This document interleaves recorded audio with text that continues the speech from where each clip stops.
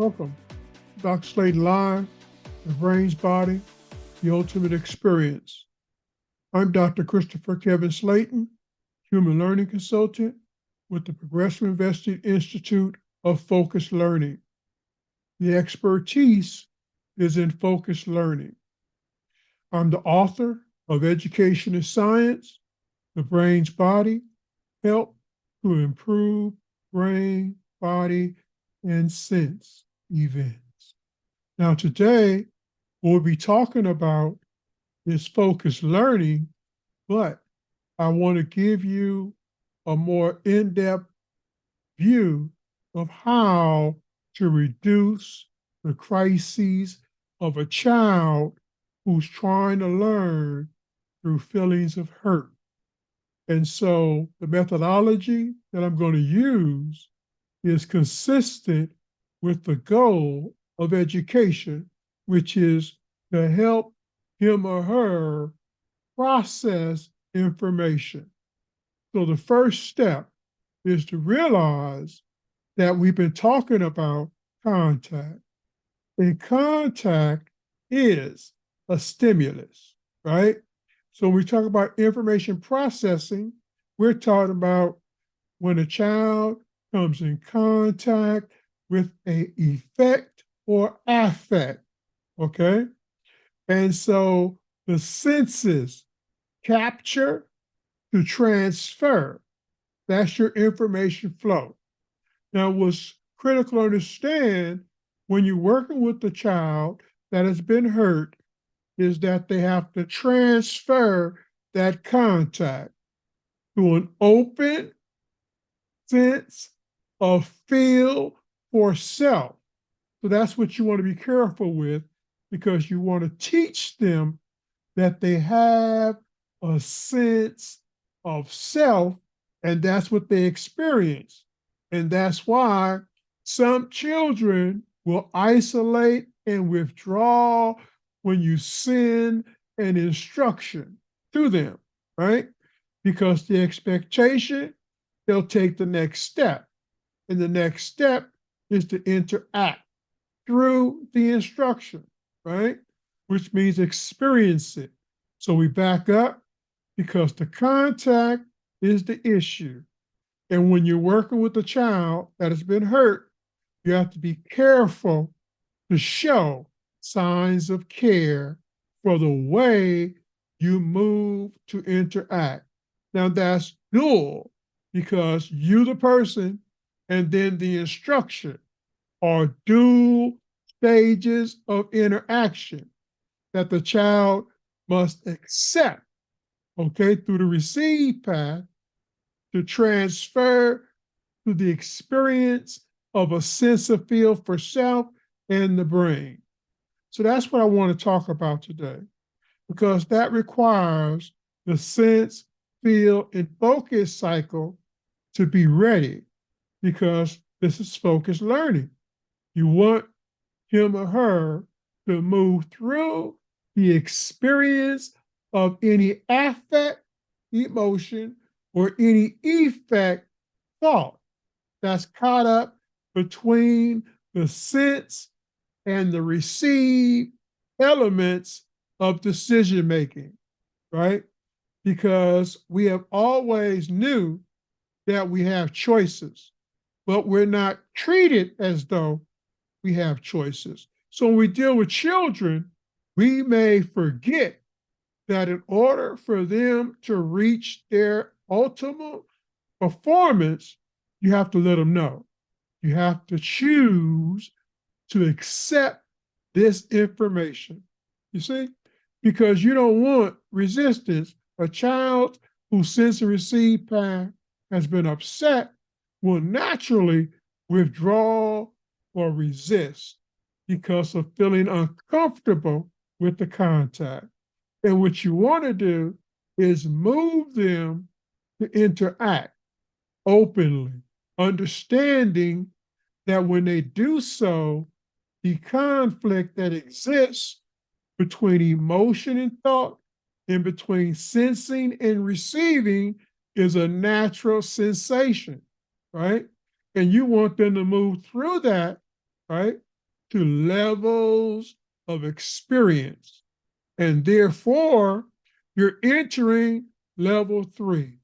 And if you made it that far, that means they've chosen to cooperate. And what they choose to cooperate in? Delivering or allowing their sense of feel for self and the brain to build feedback, which deals with the emotion and thought that is battling in the sense and receive path, right? So that thought and reflection is the brain, sending new energy, action, and feelings to help him or her move through those feelings of discomfort. We're talking about information flow. So contact being converted by the brain to interaction has to be cared for to a sense of feel for self. And that's why you approach a child through signs of care, because you want to help them move those sense and receive variables to levels that they can appreciate and understand. And that's when you see their eyes light up because they get it, because you help them move through the discomfort to stages of cooling down, feeling calm, and then able to collect that sense of feel for self and the brain. And that's what you're looking for, because many of us have grown up without understanding that you have that spirit or that sense of feel for self in your body that has to be connected to the brain, because we're not taught about the brain. We're taught about the body. Everybody whips the body, but very few people care about the effect it has on the brain. So what I'm saying is, when I talk about learning, I'm talking about you understanding that that has to be on the front. You learn to work with the brain to discipline the body. Now you have a child who's learning through signs of care how to feel their way through your interaction, right? Because there's no threat. There's signs of care that they can work through. Because a child who's been hurt, they're hurt. So they're going to have a difficulty accepting your contact, the interaction anyway. And what I'm saying is, if you want your child to be successful in moving from home to school, you set up their sense and receive path connections to flow through their sense of feel for self and the brain. Now you teach them the word learn, because learn is what you want them to intentionally work through. I have to learn. You ask them a question, I have to learn. That means my brain has to be on and I'm activating it, because I have to know how my brain helps me move through this situation. Because mental illness is based upon the disconnect through your sense of feel for self and the brain. Now realize that, because that's the contact and the interaction breaking off. And if that happens, there's a lack of care for other people and the environment. Yes, that's why you want to learn how to learn the brain, right? It's not that complicated, because I'm not talking about neuroscience. I'm not talking about psychology. I'm talking about how we learn how to learn to live with the brain. See? And that is based upon these four variables I'm always talking to you through: home, school, neighborhood, and workplace. So those are fixed structures that you, your child, and others interact through to share information. So if you understand what I'm saying, the brain has to be in the lead, okay?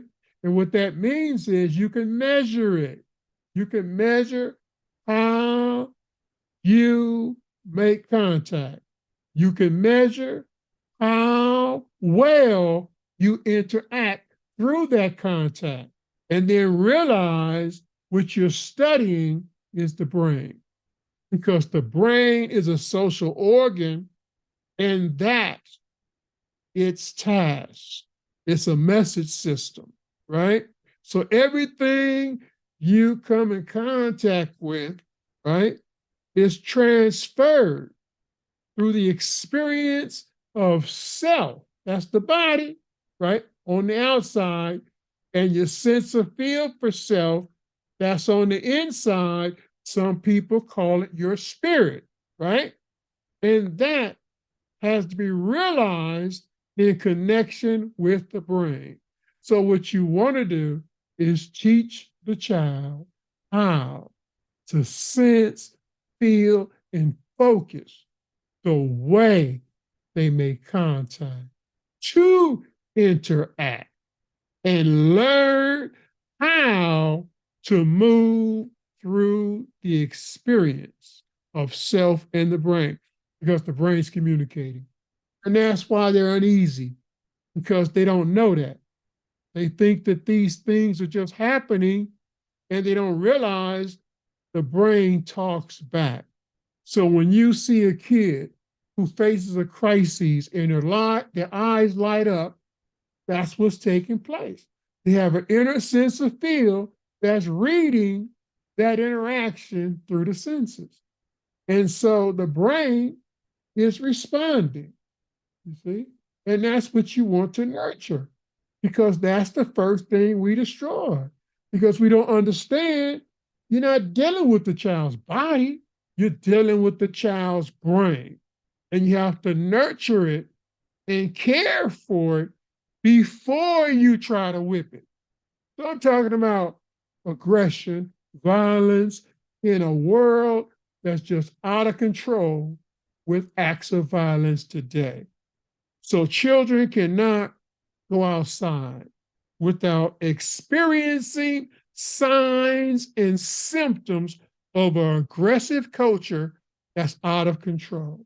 So our children are locked into negative behaviors in home, school, and neighborhood situations, because no one has taught them about the brain, and that they're supposed to be cool, breathe, when they enter that contact, breathe, don't stop, right? Don't stop breathing, don't frown up, breathe, let it move through you, right?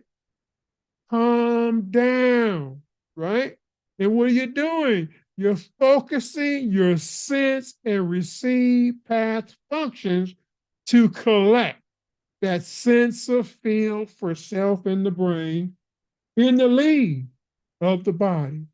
That reduces acts of violence, you see? But no, our children are hurt, and they're hurt because we don't handle them, right, as information processing systems. That's what they are. That's what they are, right? So I'm going to go back to the base, but I want to explain this a little more carefully. So I'm saying we're in a learning crisis, not just the pandemic or the epidemic that set our children back. No, our children were already set back because the school system is antiquated. No, we're talking about what has happened since the virtual reality that the school facility is antiquated, and that when you look at virtual education platforms, It's saying that the information technology is what has to be neutralized in order for us to care for children as receivers of the information, be it because of the non-direct contact, but a teacher knows I must deliver my instruction, my lessons through signs and feelings of care so that my student will accept my contact and interaction. No, because that's been the breakdown in the physical school system when you have so many kids in a single room and this teacher has to figure out, well, how do I make contact with all of them and try to get each one of these brains to interact at a mutual level of agreement? You see? No, you can't do it because there's too much happening inside the room. Okay? So all I'm saying is we're in a learning crisis before the pandemic and the epidemic, but now everybody's concerned because the numbers they're reading are petrifying in the futuristic sense. But look at what the other data is saying about information technology. The children are already on it. They're bringing it to the school, and the school is trying to figure out how to neutralize it by trying to figure out how to penalize the information technology platforms, okay? Because they're in the classroom. And there's no way to control that. But what I'm saying is this is the new frontier in child development. And you have to figure out how to learn to work with your child's information processing systems so they begin to interface with the technology through feelings of discipline, control, and focus. It's what they can get out of it. And you have to start with working with the sense and receive path because they have to choose to cooperate. See? They have to understand what cooperation means and how it benefits them in terms of the workplace. So here's the methodology. I'll give it to you again. You teach your child about home and contact, school and interaction, neighborhood and cooperation, and then the workplace, because that's where that performance that you're trying to build makes sense to them. Okay? So, what we're saying is you teach them how to sense, feel, and focus the way they make contact and interact through a sense of feel for self, right? And if that's realized, then the incentive is built in. Why? Because they understand I must feel good about me, right? So I have to understand why I'm learning how to live inside this home. What I just said? Learning. I have to know why I'm learning how to learn in this school. You see? And so when things happen, the brain is in the lead and they're comfortable. So if someone comes to the school, listen to the logic, and they appear or seem to be a threat, then the sense of feel for self is ready and able to respond because your brain is already in the lead. Okay? Versus programming the sense and receive path because you're in a controlled environment and you want everything to be predictable. Okay, so everything has been predictable, and we're seeing children being killed. And then we hear about how they had a sense of the danger, but didn't act on it. Now, we're saying to you, that's because we don't treat them as having an information processing system. Now, listen to this. Human systems research. I've been doing it for over 30 years.